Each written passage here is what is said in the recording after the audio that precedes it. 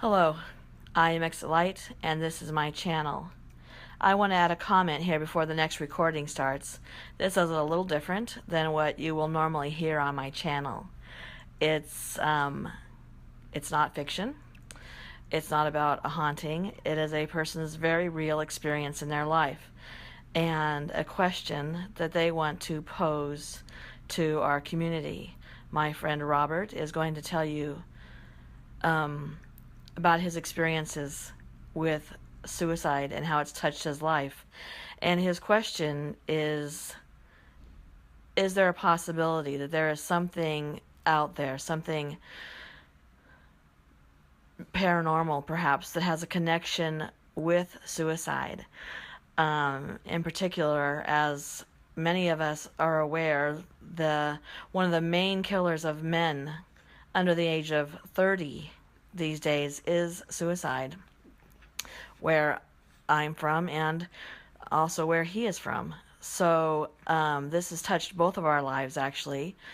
Mine very recently. So any comments that are not kind will be immediately deleted. So I just want you to know that. The conversation needs to be held in a manner that is respectful and understanding and sensitive to the sensitive topic. I would very much like it if there was a conversation um, and that you give your opinion, leave your thoughts, leave your ideas, leave the possibilities open and your heart open to hear the story and to answer the question to could there be some connection to suicide and the paranormal and the increase in suicide and the fact that we really don't talk about it as much as we should. And why don't you give Robert your answers? Thank you. Suicide. It's a thing that we don't really talk about. I hope you get this story. I've changed some of the names because I don't want to upset anyone, but it's very true. And can you bear in mind it's my opinion on a chain of events? So please remember that. And it's a hard thing to talk about, so just bear that in mind. Okay, I'm not very good at doing this, so you'll have to bear with me. I'll try and give you a brief background of the story to try and so it makes more sense. Okay, my name is Robert Burns. Nothing to do with a Scottish poet, but I was born in Manchester in the late 60s, 1968, in North Manchester, which is in the northwest of England, if you don't know. I was the oldest of three children. I had two younger sisters. The middle sister was Annette, and the baby sister was Claire. We came from a pretty working class background, nothing extraordinary. It was a different time back in the late 60s, early 70s. But anyway, our dad wasn't a very nice person. He was very abusive towards my mum and me and Annette. Not so much Claire, but maybe that's because she was the youngest. Things were really, really bad at home. It wasn't fun. It wasn't fun at all. So I didn't really go to school. I didn't get any qualifications. So just before my 16th birthday, I took the option of going into the military. The main reason was because I didn't have anything else that I couldn't really get a job because I didn't have any qualifications, and I needed to get away. I needed to get away from home, but that meant leaving Annette. Me and Annette were really, really close. really, really close. My parents didn't want me to go in the forces. I don't know why, but they didn't. And when I finally did go in and I did my basic training, they pretty much disowned me. I wasn't really allowed to have any contact with a net. Claire was still too young, but anyway, I used to write to a net and keep in contact with a net through a friend. I would write to him, he would pass the letters on, and she would do the same thing. When I came home on leave, I would stay with friends and I'd meet and Annette would come out with us. We used to take Annette out. She was very, very mature for her age and it was a different time. She used to come out and drink. We used to let her have a drink, which is probably not a great thing to do, but I can't really make excuses. That's what we did. That's what we did. I got married when I was 17. Just finished my basic training and my girlfriend Suzanne got pregnant. So because I'm a good Catholic boy and I wanted to do the right thing, we got married and we got a house in Catterick where my unit was based in North Yorkshire. My first posting after my 2 years training was we did a United Nations tour of Cyprus.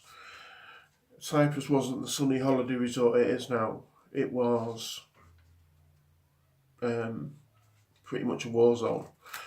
But anyway, did my time in Cyprus.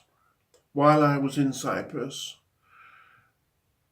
Suzanne moved up to the house, and when I came home, it was happy families.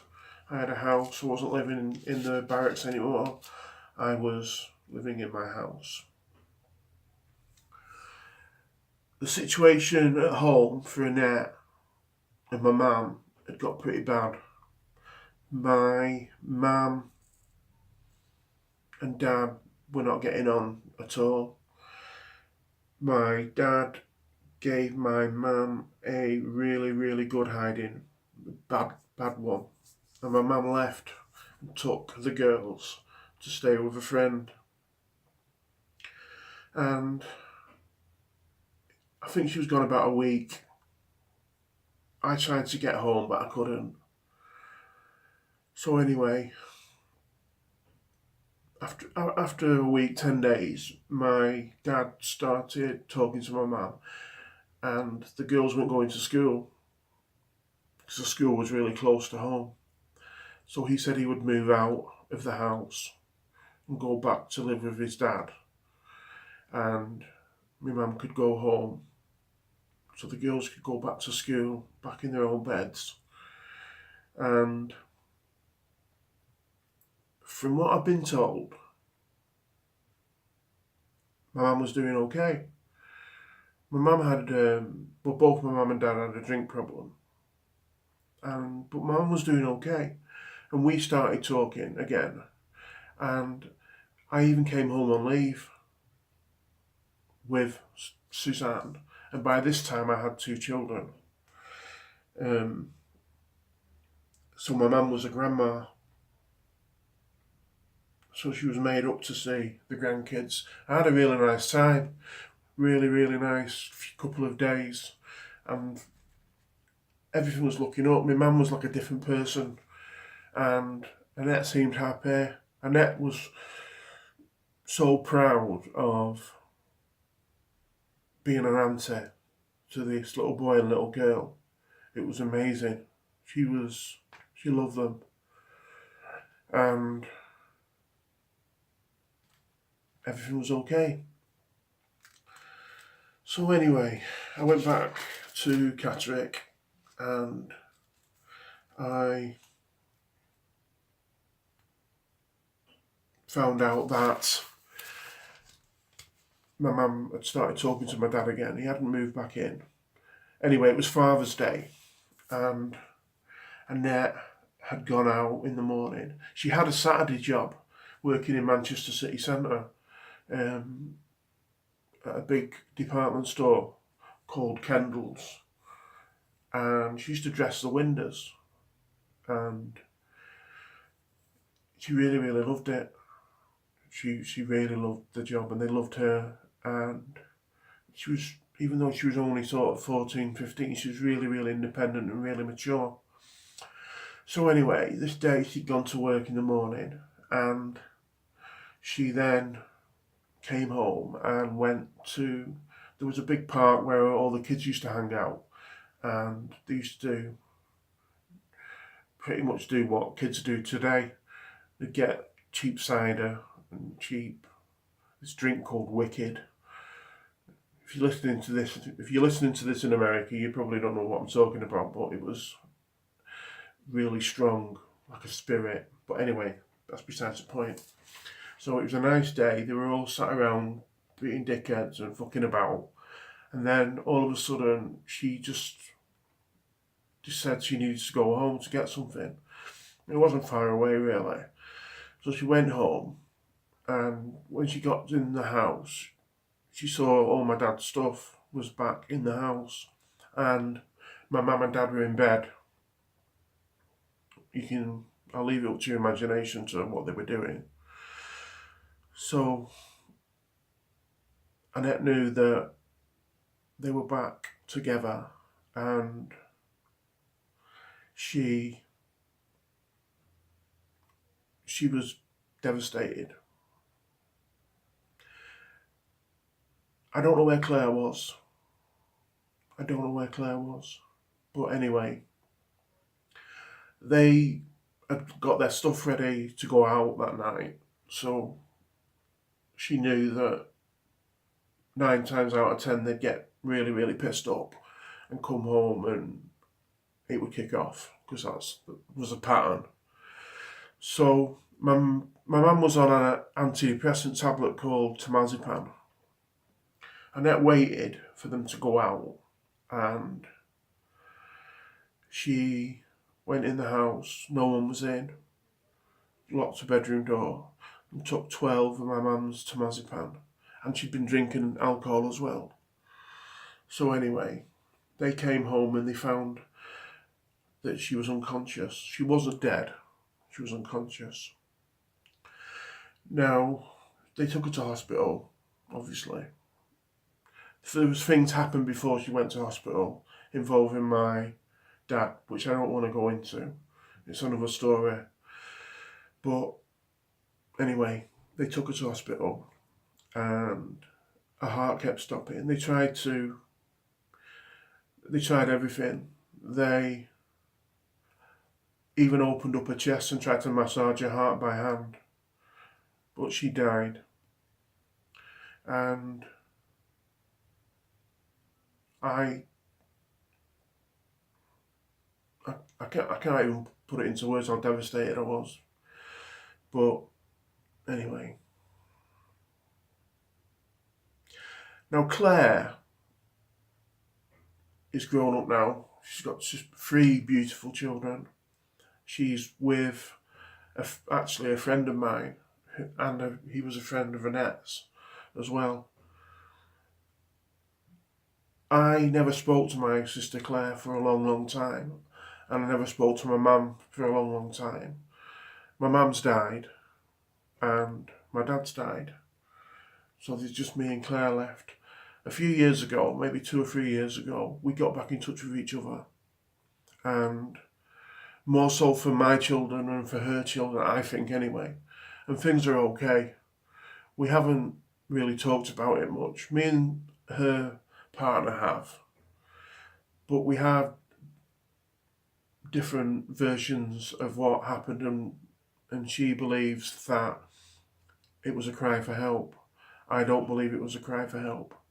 I don't believe that, because if it was a cry for help, she wouldn't have done it the way she did.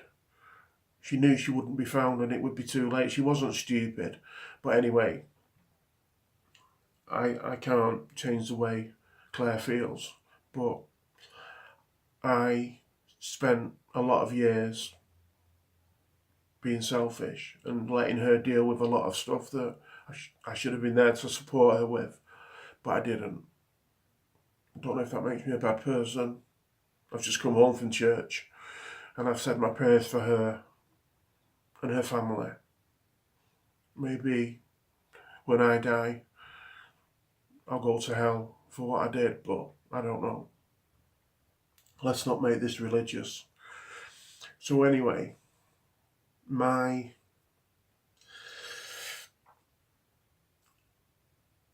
wife, Suzanne, we were having a few problems, but the problems were caused by me, pretty much.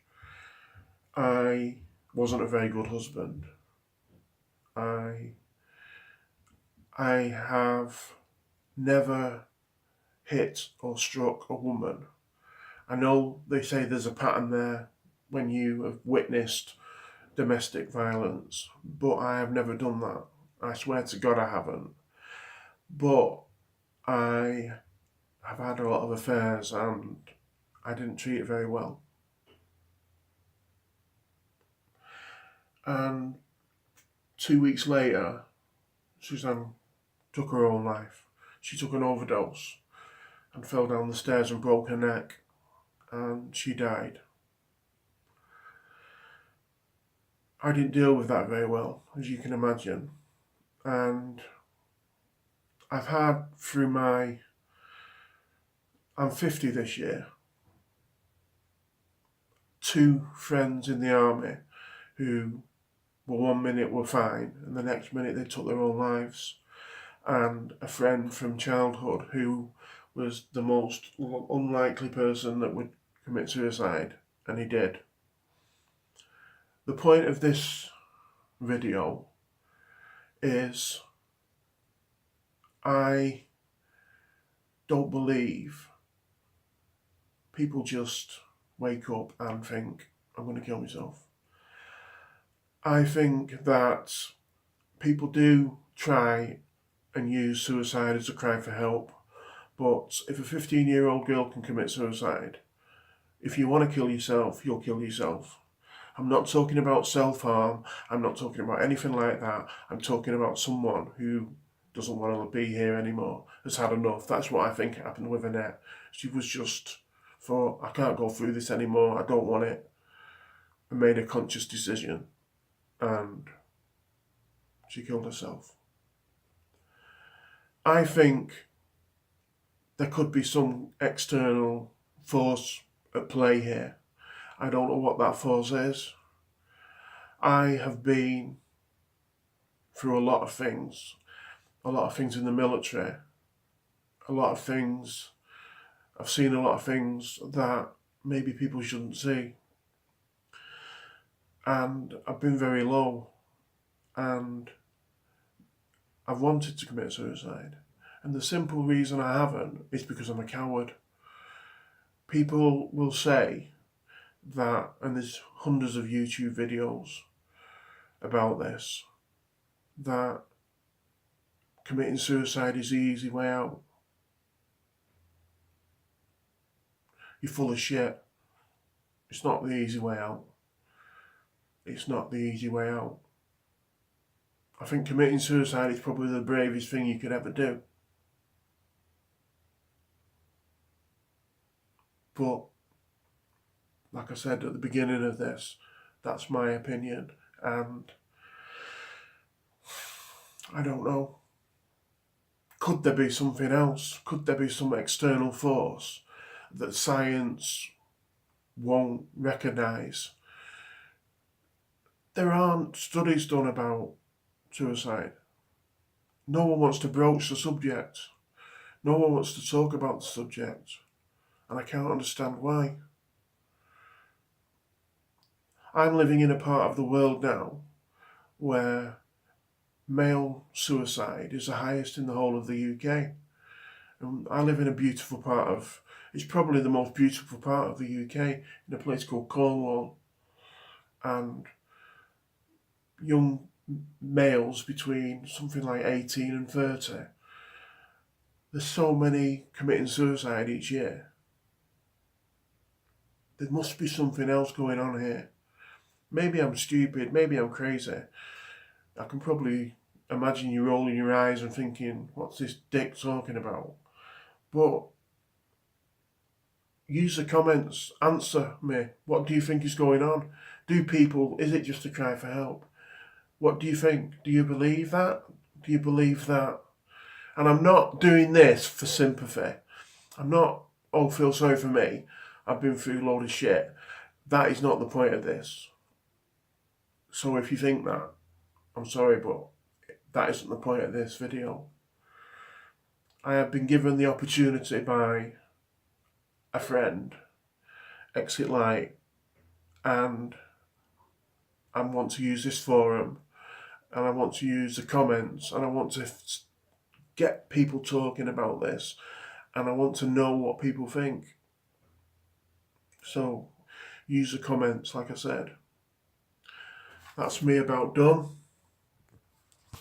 So God bless, and I will see you soon.